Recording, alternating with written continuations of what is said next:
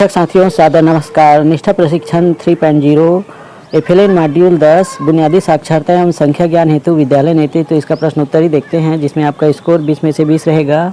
यह third attempt है। तो चलिए प्रश्न उत्तर शुरू करते हैं।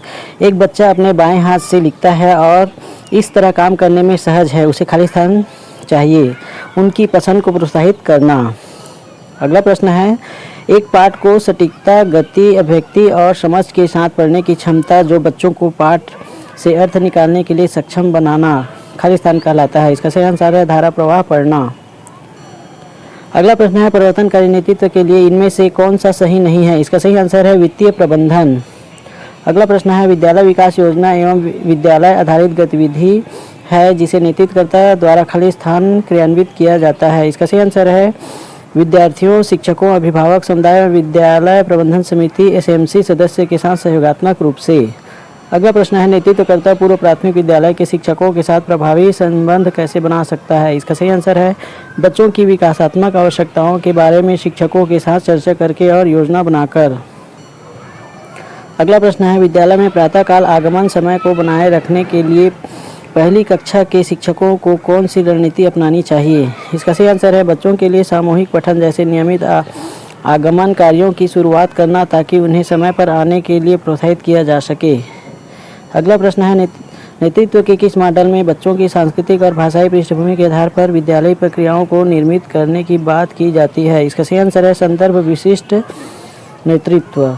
अगला प्रश्न है, एक नेतृत्वकर्ता को 3 से 9 वर्ष आयु वर्ग के बच्चों के आकलन का आयोजन करना चाहिए। इसका सही आंसर है उनकी क्षमता, आवश्यकताओं और रुचियों का आकलन करने के लिए। अगला प्रश्न है, शिक्षा शास्त्री नेतृत्वकर्ताओं को यह सुनिश्चित करना चाहिए कि सभी विद्यालयीन प्रक्रियाओं में, इसका सही आंसर है बच्चे केंद्र में रहे। अगला प्रश्न है, इनमें से कौन विद्यालय परिसर समुदाय के बीच एक प्रकार की भागीदारी नहीं है। इसका सही आंसर है सहभागिता करना। अगला प्रश्न है, एक नेतृत्वकर्ता वह गुण जो प्रारंभिक स्तर पर सीखने के लिए उपयुक्त नहीं है। इसका सही आंसर है सत्तावादी होना। अगला प्रश्न है, 3 से 9 वर्ष के आयु वर्ग के बच्चों के साथ व्यवहार करते समय एक नेतृत्वकर्ता का सही रवैया क्या होना चाहिए। इसका सही आंसर है सकारात्मक और लचीली मानसिकता। अगला प्रश्न है, 3 से 9 वर्ष आयु वर्ग के बच्चों के सीखने के आकलन उपयुक्त रणनीतियों में से एक होगी। इसका सही आंसर है विविध गतिविधियां करते हुए बच्चों का अवलोकन करना। अगला प्रश्न है, कक्षा 3 बच्चों के लिए सीखने का वह महत्वपूर्ण चरण है क्योंकि यह खाली स्थान बदलाव का प्रतीक है। इसका सही आंसर है पढ़ने के लिए सीखना से सीखने के लिए पढ़ना। अगला प्रश्न है, विजन के संबंध में निम्न में से कौन सा कथन सत्य नहीं है। इसका सही आंसर है भविष्य दृष्टि की कोई निर्दिष्ट समय सीमा नहीं होती है।